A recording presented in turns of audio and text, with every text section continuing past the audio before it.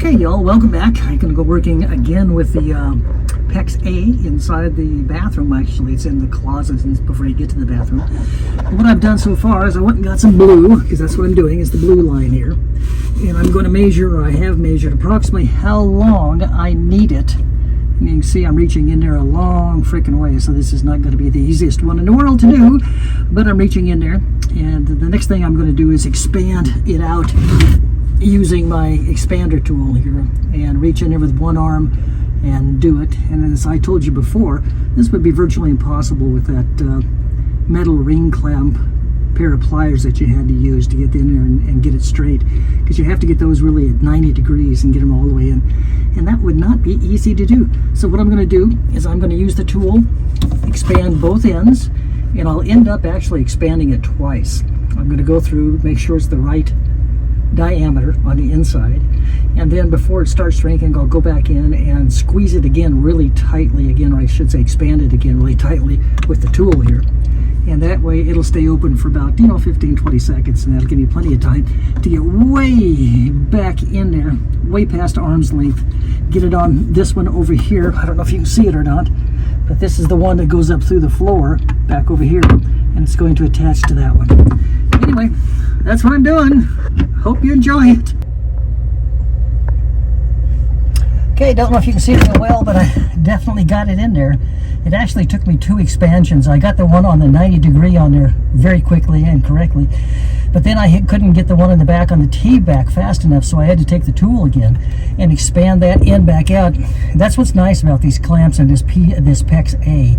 You can go back and you can expand it again, so it'll go back in there. With the old metal rings, once you compress them, they're done, and you have to cut the pipe and redo it. But with this, I like this. This is really good. So next, well, I'm going to be on my way down to the bathroom now and get the kitchen sink, or the bathroom sink.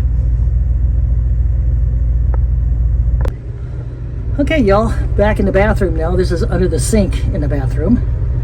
And what I've done is I've taken, this is the cold water side.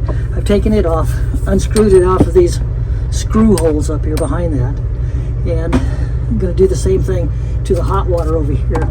Then go down and join these pipes, hot and cold of course, to the new PEX lines, and go up and screw that back in, and then I will have the entire left side of the bus plumbed up where I need it.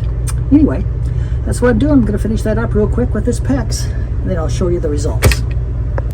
Well, y'all, I'm back. I was going to try something a little bit different on these.